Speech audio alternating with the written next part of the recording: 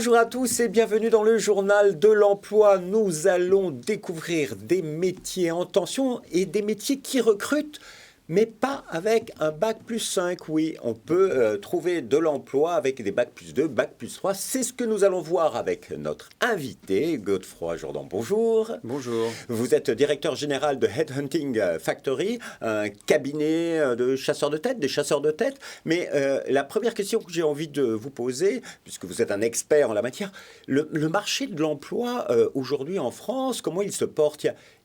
Ça recrute? Ça recrute, bien sûr, ça recrute toujours. Le marché de l'emploi, c'est un marché fluide. Il y a des gens qui rentrent, des gens qui sortent. Donc chaque année, il y a des millions de recrutements. Les grandes années, c'est 4 millions de personnes qui changent d'emploi. Donc il y a en permanence du mouvement. Et il y a donc évidemment des métiers sur lesquels aujourd'hui, c'est difficile de recruter. Donc paradoxalement, même si on nous dit qu'il y a un léger ralentissement de la croissance de l'emploi, un taux de chômage qui arrête de baisser, on a des métiers qui ont du mal à recruter. C'est ce qu'on appelle les métiers en tension, et c'est un petit peu votre spécialité, les métiers en tension. Mais quels sont ces métiers en tension? Il n'y a pas que des développeurs full stack ou des choses comme ça. Non, les métiers en tension sont suivis par une agence du ministère du Travail qui suit ça, la DARES. On estime qu'il y a aujourd'hui 450 000 postes vacants depuis plus de 6 mois. On les retrouve dans l'industrie, on les retrouve beaucoup dans le BTP, on les retrouve dans les métiers de la santé, on les retrouve dans les services aux entreprises. Un exemple, les réseaux bancaires aujourd'hui ont un départ massif en retraite de leurs conseillers. Vous avez des dizaines de milliers de postes de conseillers, de chargés d'affaires, chargés de clientèle en banque qui vont se créer dans les mois et les années qui viennent. Donc on les retrouve vraiment dans tous les secteurs. Dans tous les secteurs, il y a des métiers en tension et il ne faut pas forcément avoir un bac+5. Et c'est là que vous intervenez parce que vous avez identifié des métiers en tension, notamment des métiers étonnants qu'on connaît peu. Il y a cordistes, maîtreurs, bien sûr les infirmières, mais par exemple, le métier de maîtreur, qu'est-ce que c'est exactement? Alors, le métier de maîtreur, c'est un métier qui est au cœur de l'activité du BTP. C'est la personne qui va être en charge de faire tout le chiffrage et le devis d'un projet de construction.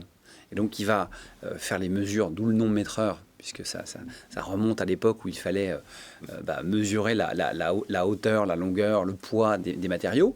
Mais derrière, on va mettre tout ça dans un Excel, dans un fichier assez complexe, puisqu'on va tout évaluer. Vous construisez un immeuble, on va évaluer la quantité de béton, le nombre de poignées de porte, les prises électriques, les réseaux de câbles, tout va être évalué. Et à quel moment il faut les livrer? Et à quel moment il faut les livrer. Et puis après, derrière, il y a un travail aussi de rédactionnel important, parce que tout ça se traduit derrière par un cahier des charges techniques, et ça se traduit par des dossiers de consultation des entreprises, les fameux DCE, les appels d'offres, qui sont en fait envoyés après aux sous-traitants pour leur dire répondez sur ce cahier des charges. C'est ça le métier de maîtreur. Donc il y a des vrais besoins. On cherche beaucoup de maîtreurs en France aujourd'hui, les entreprises du bâtiment. C'est considéré par la fédération du bâtiment comme l'un des 3-4 postes les plus en pénurie dans le secteur du BTP. Et il y a d'autres métiers. Il y a aussi technicien en robotique. Ça, c'est... c'est tout ce qui concerne aujourd'hui les usines. C'est sans doute là qu'il y a le plus de postes et de métiers en tension. Pourquoi? On parle de réindustrialisation. Elle est lente, mais elle est réelle, cette réindustrialisation. Et dans la réindustrialisation, il y a également un autre mouvement qui est la robotisation et l'automatisation. Vous le savez, la France est très en retard. On n'a que 15% d'usines entièrement robotisées, là où les Allemands ou les Taïwanais sont à 50-60%. Donc on est en train de rattraper notre retard. Et donc ça change complètement les modes d'organisation des usines. Vous avez des usines où vous n'avez plus un nombre important d'ouvriers de contremaîtres. Vous avez des usines avec des robots et qui sont gérés par des techniciens de maintenance et par des techniciens en robotique qui, eux, se rapprochent plus d'un métier d'informaticien que d'un métier non qualifié. Alors, ils ont bac+3. On n'a pas les mains dans le cambouis. On n'a pas les mains dans le cambouis. On est dans sa combinaison, on est au milieu de l'usine, mais on a un ordinateur portable, on va aller sur des interfaces homme-machine. On programme, on est capable, et on est très polyvalent. On est capable de gérer des sujets électroniques, informatiques, électriques. Voilà. Et donc, c'est des métiers assez passionnants parce que les problématiques sont tous les jours différentes et c'est des métiers qui payent très bien. Oui. Oui, justement, c'était ce que j'allais vous poser comme question. C'est des métiers où on est plutôt à bac plus 3. On est à bac plus 2, bac plus 3, et on va être payé en démarrage de poste de 2800, 3000 euros par mois, et on va pouvoir monter assez vite sur des rémunérations annuelles de 50 000 euros.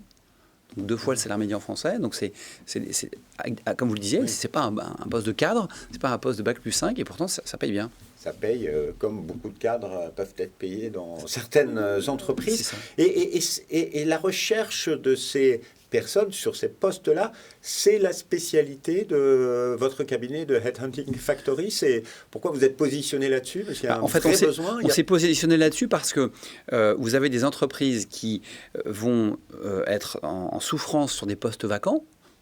Si on reste dans l'exemple de l'industrie, s'il vous manque 2-3 personnes, ça peut arrêter une partie de votre production. Donc, c'est une perte de chiffre d'affaires. Donc, elles ont des difficultés à les recruter par les moyens traditionnels. Pourquoi ? Parce que les techniciens, les non-cadres, etc., sont très peu sur les réseaux sociaux professionnels et n'ont pas le temps dans leur mode de travail d'être disponible pour répondre à un email ou autre, parce que vous laissez votre mobile au vestiaire quand vous arrivez dans un bloc opératoire ou dans une usine. Vous n'êtes pas comme un cadre devant son ordinateur. Donc vous êtes très difficile à joindre et vous êtes plutôt caché. On parle de marché caché. En fait, tous ces techniciens, ces non-cadres constituent le marché caché. C'est en fait des personnes qui sont potentiellement disponibles, mais qui ne sont pas à la recherche d'un emploi. Nous, 75%, on estime que c'est 75% des gens ne sont pas à la recherche d'un emploi. Nous, quand on appelle quelqu'un, parce que le métier de chasseur de tête, c'est identifier le numéro de mobile d'une personne qui est dans le poste qui correspond à celui pour lequel vous recrutez. Quand vous l'appelez, 95% des gens qu'on appelle ne s'imaginaient pas du tout changer de job. Ils ne pensaient pas changer de job quand on les appelait. Et après, on va identifier avec eux leur parcours professionnel, les aléas éventuellement qu'ils ont dans leur poste actuel, et puis on va leur proposer à côté autre chose. Et très souvent, ça crée un déclic, l'envie de changer. Et alors, nous, on participe à la fluidité du marché de l'emploi, si vous voulez. C'est ce qui fait cette technique, et puis votre savoir-faire, c'est ce qui fait le savoir-faire qu'on appelle la vraie chasse de tête. Ça veut dire aller identifier quelqu'un dans un organigramme, dans une entreprise, et l'appeler. Alors, on a parlé des maîtreurs, on a parlé de techniciens en robotique. Il y a aussi plein d'autres métiers. Il y a les infirmières. Vous occupez... quels sont les métiers sur lesquels nous pour vous donner un ordre de grandeur, sur cette année 2023 qui vient de se terminer, on a fait 550 missions sur 150 postes différents. Donc, si je devais vous faire la liste, il nous faudrait une émission beaucoup plus longue.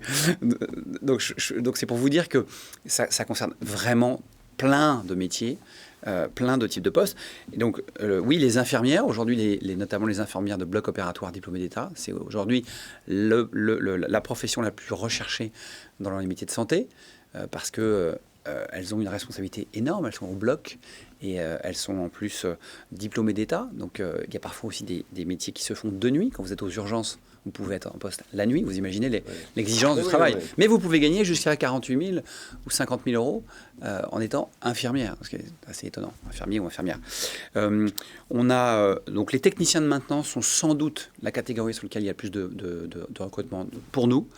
Il y a également beaucoup de recherche et de pénurie sur des postes technico-commerciaux. En fait, vous avez plein de métiers qui font fonctionner au quotidien les entreprises et pas les grands dirigeants ou les dirigeants. Oui, c'est des métiers de terrain. C'est des métiers de terrain. Mais à vous entendre, on se dit qu'il n'y a pas assez de jeunes qui vont vers ce métier. À la limite, quels sont les conseils que vous donneriez à des jeunes qui veulent se lancer dans un métier qui rapporte de l'argent, finalement? Je ne suis pas spécialiste de l'orientation, mais on sait bien qu'il n'y a pas d'orientation dans notre pays, si bien que, comme vous le savez, les filières les plus fréquentées par nos étudiants sont STAPS, donc éducation physique ou psychologie. On voit bien là que, en fait, ce sont des formations plus qualifiées, plus pointues, qui amènent vers ces métiers à la fois passionnants et rémunérateurs, et qui aujourd'hui ont du mal à trouver des étudiants. Et puis il y a certains de ces métiers aussi, où ça c'est une autre problématique, c'est que l'offre éducative n'a pas suivi les évolutions des métiers. Et puis vous avez un troisième problème qui est très français, c'est l'organisation territoriale. C'est-à-dire que vous allez avoir des écoles à un endroit où il n'y a pas beaucoup de dynamique économique et vous n'avez pas de formation à l'endroit où se créent ces emplois. Donc on dit souvent que le marché de l'emploi, c'est une peau de léopard, vous voyez, c'est-à-dire des petites zones, des petites cellules qui ont toutes leurs spécificités. Raisonner en un marché de l'emploi qui serait homogène et unique me paraît un peu hasardeux. Merci beaucoup, Godefroy Jourdan, pour votre témoignage. Vous l'avez compris, il y a énormément de métiers en tension qui recrutent avec de très bons salaires. Alors, si vous travaillez dans ces métiers, que cela vous intéresse, il faut aller sur le site internet de votre entreprise, headhuntingfactory.com. Là, on peut proposer sa candidature, j'imagine. Alors, on peut, mais c'est assez rare que l'adéquation entre le poste qu'on a à un moment donné, la mission qu'on fait à un moment T, et une personne qui va se présenter se fasse, mais pourquoi pas. Vous cherchez en tout cas en ce moment des infirmières, des cordistes, des maîtreurs et des techniciens de maintenance. C'est ça. Merci beaucoup. Merci beaucoup. Et quant à nous, on se retrouve bientôt pour un nouveau journal. Au revoir.